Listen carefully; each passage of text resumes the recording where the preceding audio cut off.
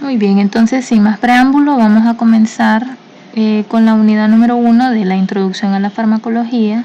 Antes de dar la introducción, jóvenes, siempre me gusta dar un poco de historia, conocer datos relevantes sobre cómo ha surgido nuestra farmacología antes de entrar a la serie de conceptos que vamos a revisar a continuación.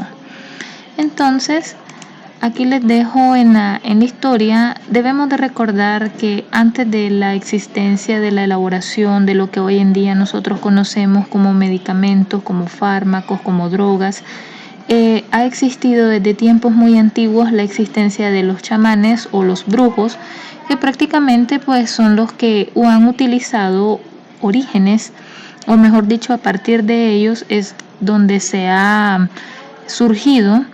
Ustedes ya vieron una clase de introducción a la farmacia en la cual pues estudian bastante historia.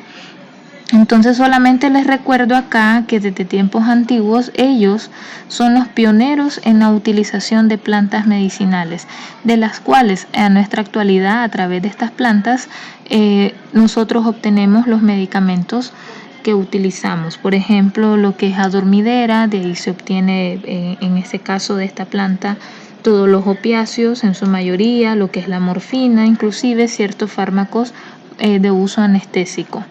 Entonces venimos siempre recordando nuestros orígenes desde tiempos antiguos a través de estas personas, de los chamanes, los brujos, conocidos en esos tiempos, y claramente las enfermedades siempre han existido, solamente de que hoy en día nosotros podemos y tenemos la facilidad a través del conocimiento diagnosticar, identificar síntomas, identificar enfermedades como tales, que hoy en día pues nosotros tenemos mayor conocimiento y más certeza de poder decir esto es una enfermedad de infección de vías urinarias, esto es una enfermedad causado por piedras en la vesícula, esto es una enfermedad por una faringitis. Entonces, obviamente nosotros a través del conocimiento podemos tener mayor certeza en los diagnósticos y que claramente pues está ligado con el uso adecuado de los medicamentos.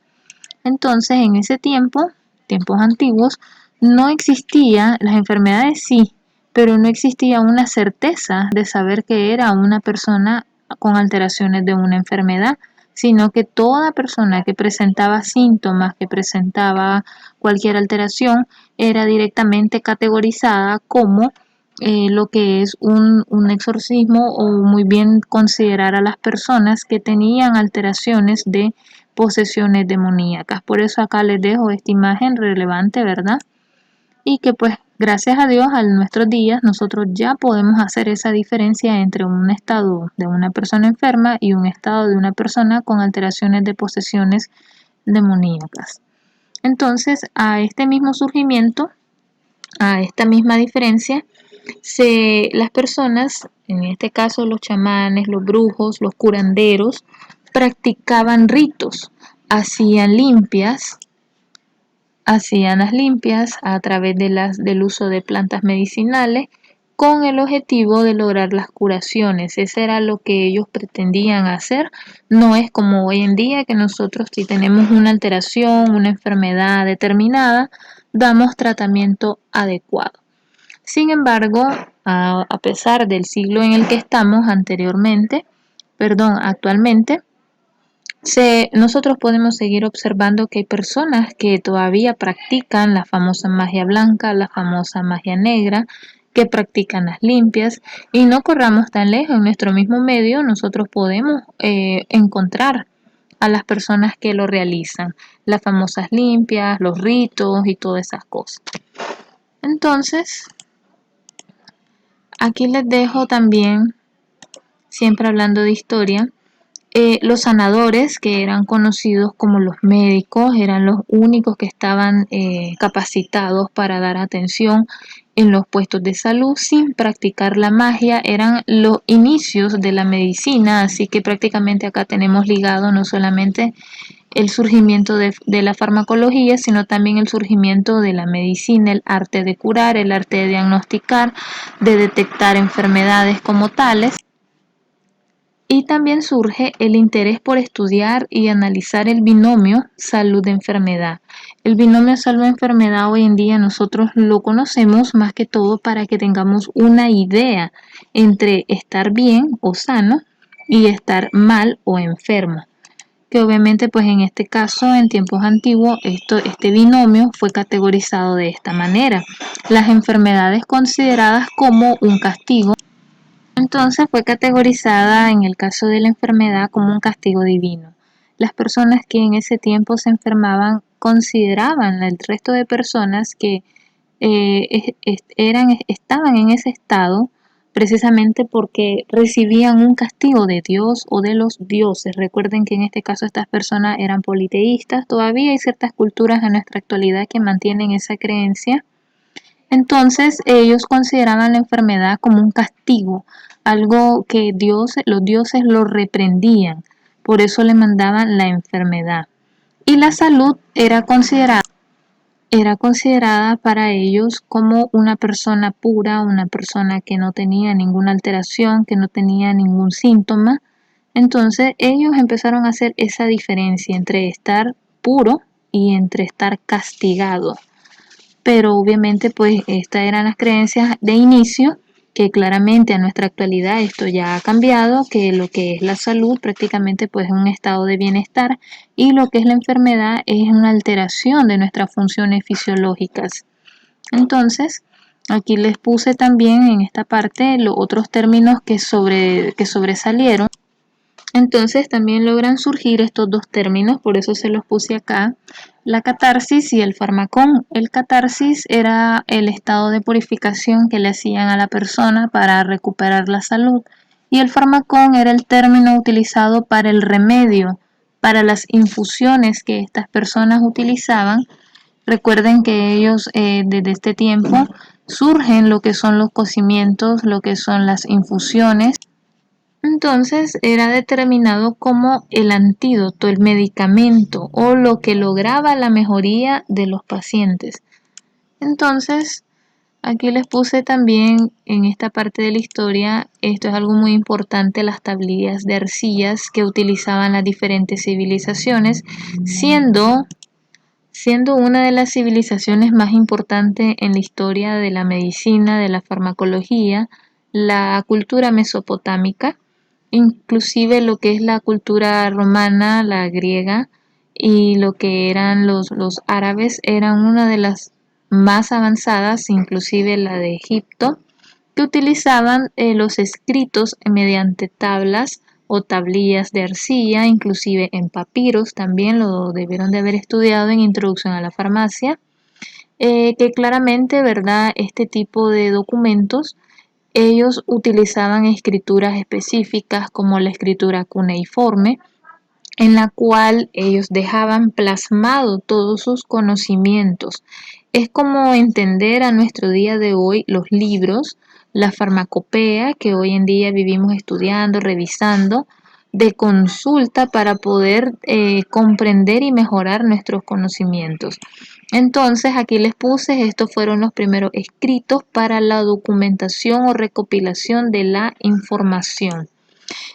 Aquí ustedes encontraban las infusiones, las recetas e inclusive pomadas, así que ya desde acá y aquí ya esta gente tenía conocimiento de cómo crear ciertas pomadas, no como obviamente las formulaciones que tenemos hoy en día, pero sí ya dejaban los cataplasmas, las pomadas y hacían uso de ellos. De igual forma había en ellos plasmado en procedimientos quirúrgicos, como por ejemplo extraer glaucomas.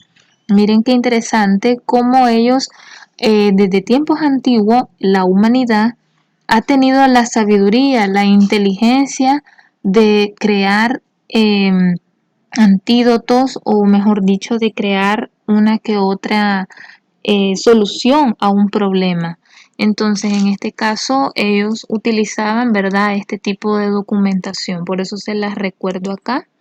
Otra cosita importante dentro de las plantas más utilizadas desde tiempos antiguos, eran muchas, muchachos, es una gran infinidad, pero aquí les dejo yo plasmado las plantas más comunes que ellos utilizaban, por ejemplo, la mandrágora.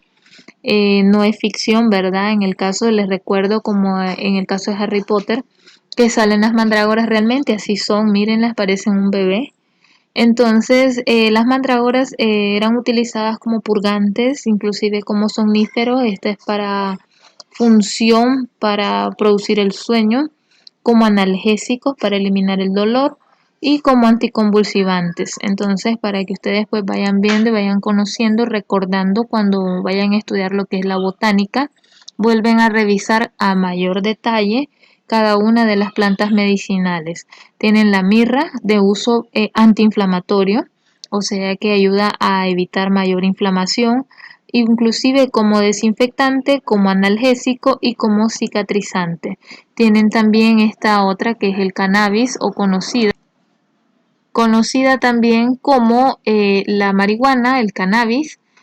Tiene propiedades analgésicas, ansiolíticas, antiinflamatorias, inclusive antioxidante. Entonces aquí les dejo otra muy importante, la adormidera, por su mismo nombre también conocida como belladona, inclusive como amapola, en la cual esta planta sirve como uso sedante, como inductor del sueño. De hecho, de esta planta dormidera se extrae en la actualidad lo que es morfina, la heroína. Entonces, también que funciona en la heroína como droga, eh, la, la, la tramadol, la morfina, se utilizan como tratamientos sedantes, inductores del sueño e inclusive como analgésicos potentes. Entonces de aquí se derivan la mayoría de nuestros opiáceos. Tienen también el regaliz utilizado como antiinflamatorio, aquí lo corrigen, me falta la O, y también como un antiespasmódico de mucho uso en el caso como té o como infusión de consumo para las mujeres cuando andaban en su periodo menstrual, utilizado para antiespasmódico y antiinflamatorio. Entonces, aquí tienen también cuándo surge la farmacología como ciencia, o sea, cuándo nosotros nos podemos plantear esta pregunta de aproximadamente, si revisamos siempre la historia, desde qué tiempo más o menos es categorizada la farmacología como una ciencia. Entonces aquí les puse realmente desde la prehistoria se ha venido conociendo los efectos tanto buenos como tóxicos de nuestras plantas. Es decir, desde tiempos antiguos se viene conociendo qué plantas son buenas o qué plantas tienen buenos efectos y qué plantas pueden ser tóxicas o que puedan terminar con la vida de la persona. Entonces, realmente nosotros venimos categorizando la farmacología, muchachos, desde tiempos antiguos. Por ejemplo, hoy en día nosotros sabemos, según, ¿verdad?, lo que es el estudio de las plantas, la botánica, la farmacología, la toxicología, aprendemos a conocer qué plantas podemos consumir y qué plantas no debemos consumir, qué test, qué infusiones, a qué dosis más o menos podemos nosotros tolerarla y a qué dosis no las vamos a tolerar. Entonces, para haber llegado a esos conocimientos, obviamente, ¿verdad? Desde tiempos antiguos, a través de experimentos, a través de pruebas, ellos combinaban todo, muchachos. No crean que todo ya lo sabían, no.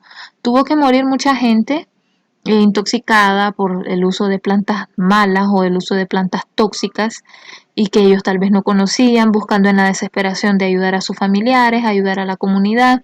Entonces, en eso, obviamente, pues ha surgido personas que no han podido sobrevivir, que se murieron, y claramente, ¿verdad? A través de ese conocimiento, hoy en día nosotros sí sabemos que esto es bueno y que esto es malo. Por eso aquí les puse, hemos venido nosotros conociendo efectos tanto buenos como malos. Otra cosa importante, aquí les puse, al terminar aproximadamente el siglo XVII, surgen los primeros medicamentos, los primeros fármacos. Al término del siglo XIX, surge la farmacología como ciencia, así que prácticamente es reciente, muchachos. Si ustedes se fijan, siglo XIX, estamos hablando de los años 1800 para adelante hasta nuestros días. En el siglo XX, el siglo pasado, acción de los medicamentos, es decir, cómo actúan los medicamentos.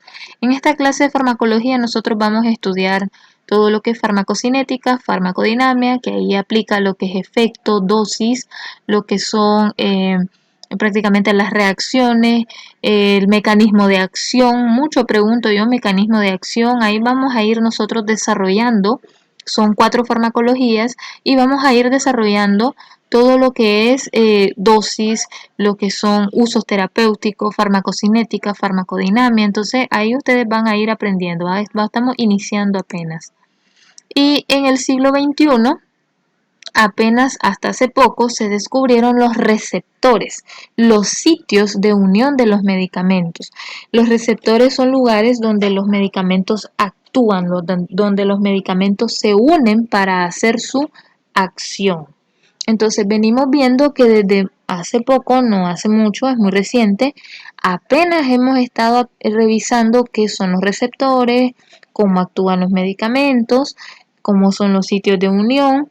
Entonces, para que ustedes vean que la farmacología es una ciencia bastante reciente.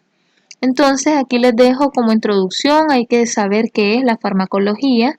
Prácticamente pues, es el estudio de las sustancias que interactúan con los sistemas vivos o los sistemas, o mejor dicho, aparte de decir sistema, el organismo vivo como tal, mediante procesos bioquímicos. Cuando nosotros decimos procesos bioquímicos es la manera en cómo nosotros absorbemos, distribuimos, eliminamos un medicamento, conocido también, ¿verdad?, como la famosa farmacocinética. Entonces, prácticamente cuando nosotros decimos aquí en esta definición, les aclaro esto, si yo les pregunto qué es la farmacología, muchachos, si ustedes quieren poner esa definición, bien, si ustedes tienen otra definición que esté siempre y cuando bien, esté buena, yo la acepto como buena. No soy de los docentes que tienen que aprenderse todo de memoria, no. Me gusta que ustedes sean analíticos. Aunque estemos a distancia, vamos a procurar siempre trabajar en el análisis de ustedes. Entonces, si yo les pregunto qué farmacología, ustedes lo pueden poner como lluvia de ideas. Pueden sacar de esa pueden sacar de esta definición o partir de esta definición con lluvia de ideas. Entonces, leamos otra vez acá, se lo voy a decir. Farmacología, estudio de sustancias que interactúan con sistemas vivos. Ahí tenemos una primera idea. La farmacología es el estudio de las sustancias químicas. Idea número 2, actúan con sistemas vivos. Idea número 3, lo hacen mediante procesos bioquímicos. Entonces, prácticamente, más resumido todavía, ¿qué entendimos ahí? Estudia sustancias químicas, interactúa con un organismo vivo y obviamente pues tiene que pasar por procesos bioquímicos de nuestro organismo. Dentro de nosotros, a cada rato nosotros estamos haciendo reacciones químicas innumerables veces, tanto en el cerebro, a nivel estomacal, en cada uno de nuestros órganos. Entonces, cuando nosotros consumimos un químico o un fármaco, esta no es la excepción. Así que prácticamente nosotros acá estudiamos o conocemos, mejor dicho, procesos bioquímicos mediante el cual obviamente nuestros medicamentos se van a absorber, se van a distribuir, se van a metabolizar y se van a eliminar. Entonces, aquí les puse, pueden generar mecanismos de agonismo o de antagonismo. Acá estos son dos nuevos términos que ustedes van a conocer. Cuando nosotros hablamos de fármacos agonistas, son fármacos que simulan el efecto natural de nuestras sustancias. Por ejemplo, yo les puedo decir fármaco agonistas adrenérgicos. Son fármacos que me van a simular el efecto natural de mi sistema adrenérgico. Fármacos antagonistas. Son fármacos que me van a bloquear el efecto de mis sustancias naturales. Entonces, cuando yo digo agonismo, es un estímulo. Y cuando yo digo antagonismo, es un efecto bloqueante. Esos dos términos que no se les olviden porque vamos a utilizarlos en todo el curso. Muy bien. ¿Cuál es el objetivo de estudiar farmacología? Obviamente, pues lograr en ustedes, yo quiero que ustedes aprendan a lograr un uso inocuo. ¿Qué significa eso? Que ustedes aprendan a utilizar los medicamentos de manera inocua, no de manera indiscriminada, no hacer mal uso de los medicamentos, que ustedes aprendan a utilizar seguro los fármacos existentes y los fármacos nuevos. Ustedes como estudiantes de farmacología de química y farmacia, de tecnología médica, de enfermería, ustedes tienen que aprender a utilizar adecuadamente los medicamentos. Entonces, si ustedes son de la carrera de tecnología médica, basta con que ustedes aprendan nada más farmacología general o farmacología 1. No van a ver todas las 4 fármacos, pero si ustedes son de química y farmacia, sí tienen que estudiar las 4 farmacologías porque es esencial que ustedes van a estar en una farmacia o en industria farmacéutica y tienen que conocer los diferentes medicamentos que se ofertan diariamente al mercado o al comercio. Entonces también tienen que conocer los fármacos existentes que ya tenemos nosotros en nuestro medio y los nuevos fármacos que están surgiendo, cómo se deben utilizar. Cuando ustedes cuando ustedes vayan a trabajar, en el caso de los muchachos de farmacia, si ustedes se dedican a ser visitadores médicos, ustedes tienen que conocer medicamentos ya existentes y los medicamentos nuevos que van a ofertar. Entonces, ustedes necesitan tener, aparte de tener un buen desenvolvimiento verbal y buen dominio de los medicamentos, tienen que tener conocimiento. Entonces, eso es algo muy importante. Aquí les dejo también lo que es estas diferencias. Esto casi siempre lo pregunto: ¿qué es un fármaco? Un fármaco es una sustancia química que puede producir cambios en la función biológica de un organismo vivo. Por ejemplo, si yo me tomo una acetaminofén o una paracetamol o un ibuprofeno, son sustancias químicas que me van a causar un cambio en mi función biológica. Ejemplo, si yo tengo fiebre, yo consumo un acetaminofén, yo espero que ese fármaco me quite la fiebre, ¿verdad? Pero obviamente, al esperar que me quite la fiebre, estoy causando un cambio biológico en mi organismo, ordenándole a mi cerebro de que ya deje de producir fiebre, de que llegue a los centros febriles del cerebro, en el bulbo raquídeo, y le mande la orden a avisarle de que ya el paciente ya no va a tener más fiebre. Entonces, esos son cambios biológicos. Entonces, estoy produciendo, es cierto que estoy quitándome la calentura, la fiebre, o inclusive si tengo un dolor, me bebo un ibuprofeno, me quita el dolor, estoy produciendo un cambio biológico en mi organismo, que obviamente pues en este caso este cambio va a ser favorable porque me voy a quitar el problema de salud que estoy presentando o el síntoma. ¿Qué es una droga? Esto es una mezcla bruta de compuestos de las cuales al menos uno puede tener una actividad farmacológica. Entonces, cuando nosotros hablamos de droga, estamos hablando de una serie de compuestos brutos, una mezcla que puede tener al menos uno de todos los compuestos que contiene, uno tiene actividad farmacológica. Ejemplo, la planta, el cannabis, conocido también como la marihuana. Claramente, si ustedes vienen y la van a estudiar, lo que son los compuestos químicos que contiene en la actualidad, ninguno de ellos tiene actividad farmacológica. Sin embargo, si es el cannabis natural directamente de la planta, sí tiene propiedades farmacológicas como por ejemplo antiinflamatorias. Entonces, en ese caso, como les estaba diciendo, la droga es una mezcla de varios compuestos. Por ejemplo, si hablamos del cigarro, el cigarro es considerado una droga, no es un fármaco, no es un medicamento. Y obviamente tiene 1200 compuestos, de los cuales quizás uno puede tener un efecto farmacológico o un efecto positivo, el resto no.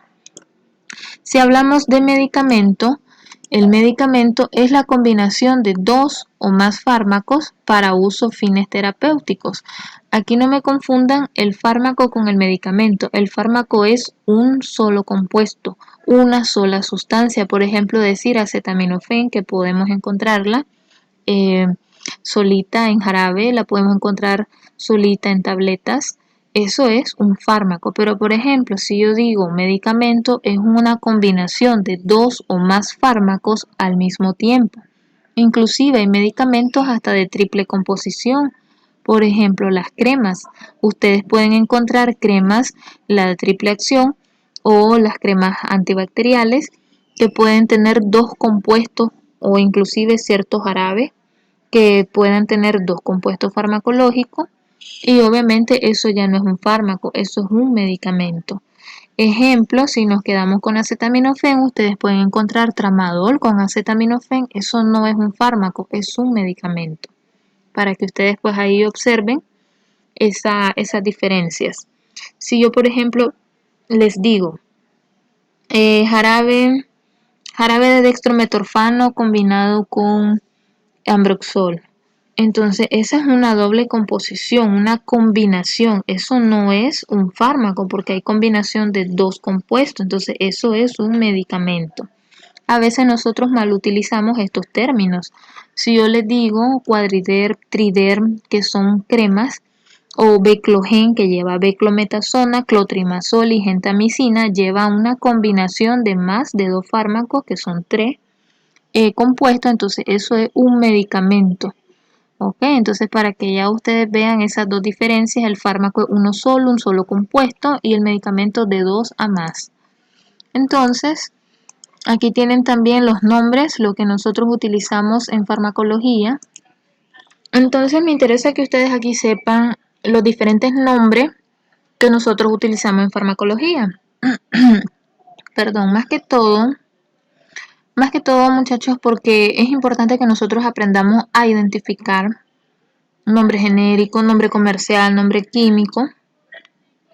Y claramente también les digo, la diapositiva anterior de lo que son la diferencia entre fármaco, droga y medicamento, y esta diapositiva de los tipos de nombre en farmacología, eso siempre lo pregunto, eso son preguntas de examen para que ya ustedes pues vayan en su cuadernito haciendo probables preguntas, ¿verdad? Para que pues ya vayan preparándose.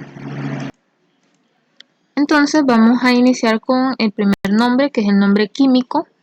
Es el nombre de la nomenclatura de la IUPAC, es una nomenclatura internacional. Y este nombre se utiliza más que todo para conocer el nombre real, la composición química de ese fármaco, de ese medicamento, y que obviamente pues detona cómo está estructurado químicamente, cuántos átomos de hidrógeno tiene, cuánto tiene de carbono, cuánto tiene de hidrógeno. Entonces prácticamente el nombre químico son nombres largos, los grupos metilo, los carboxilos, los alcoholes y todo eso. Entonces generalmente estos nombres, los nombres químicos son largos. Vamos con lo que es el medicamento genérico. Un medicamento genérico o el nombre genérico en este caso es el nombre original, el nombre del principio activo.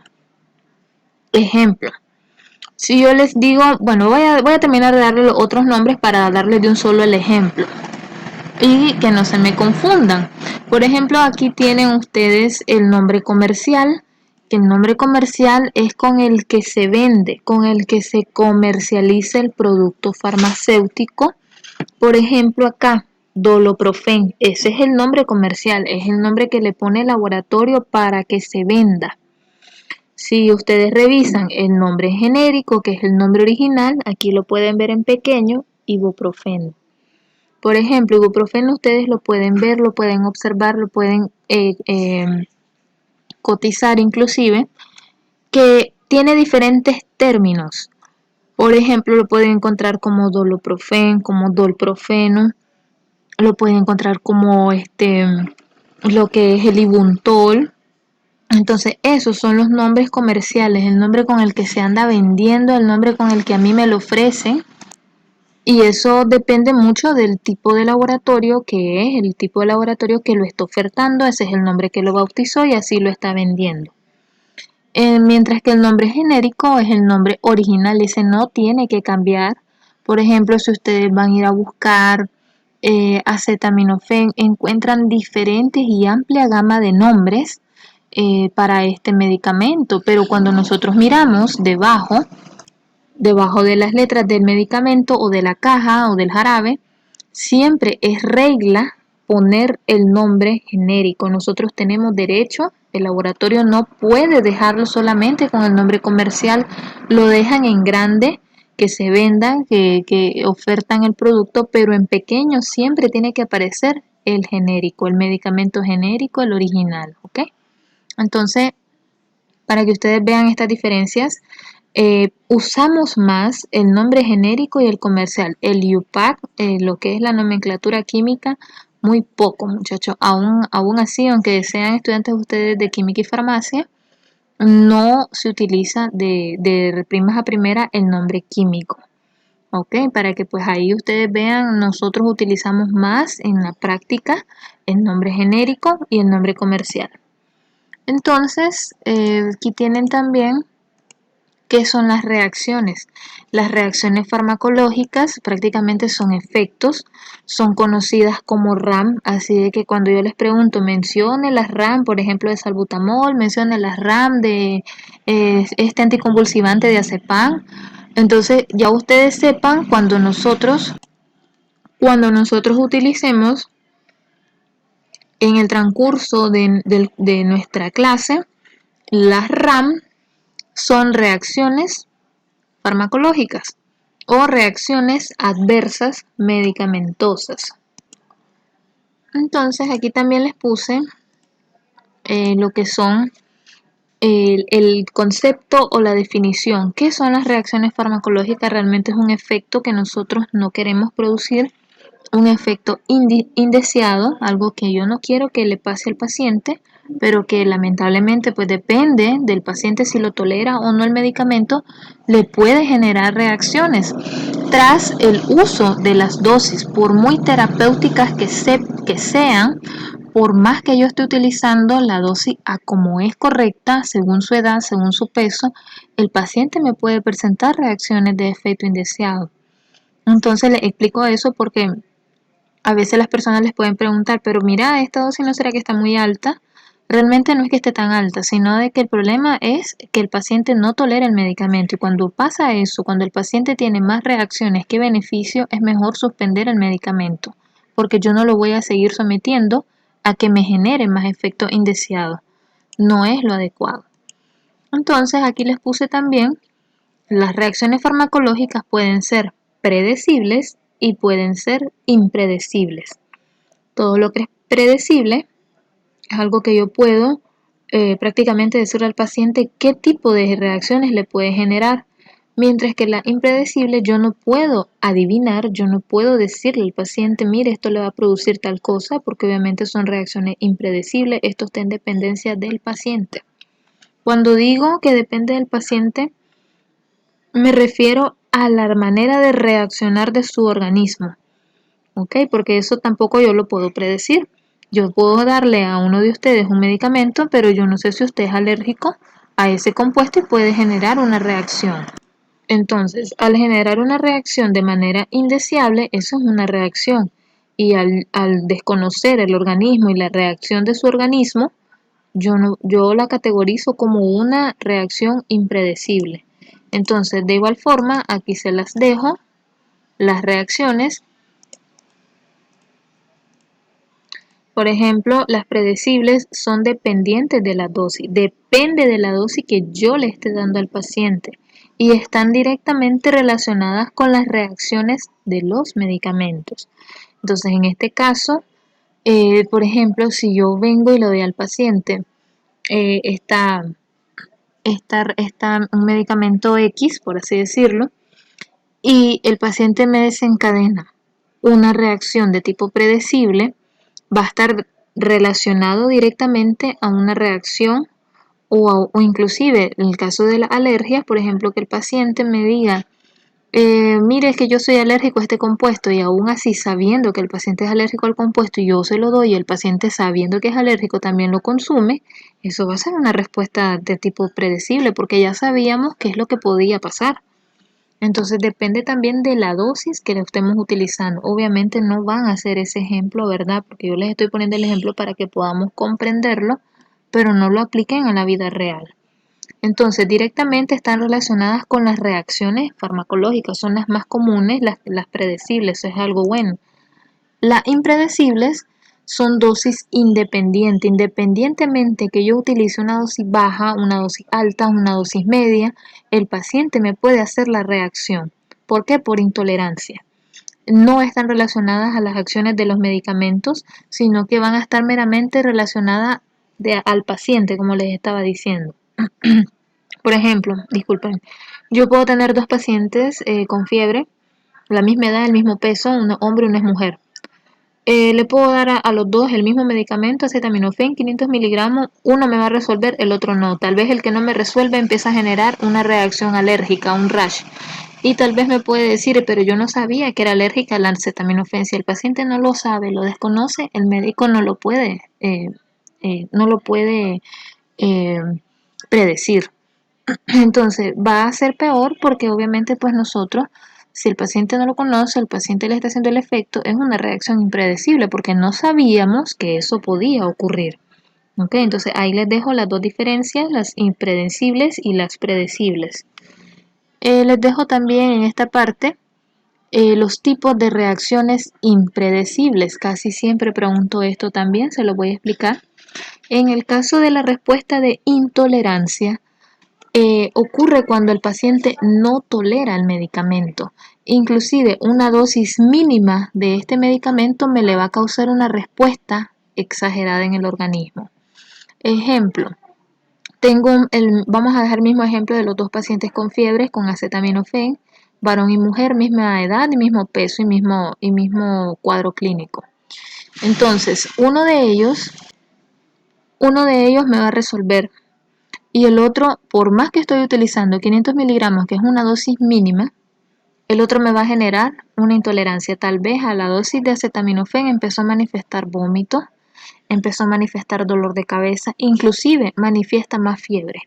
Entonces, eso es una reacción de intolerancia. El organismo de esta persona no tolera ese medicamento ni a dosis mínima. Vamos con la idiosincrasia. La idiosincrasia es genéticamente determinada en la cual genéticamente el paciente tiene una alteración. Y esta alteración es hepática o en la parte del hígado donde se metabolizan los medicamentos y que esta persona tiene un metabolismo deficiente.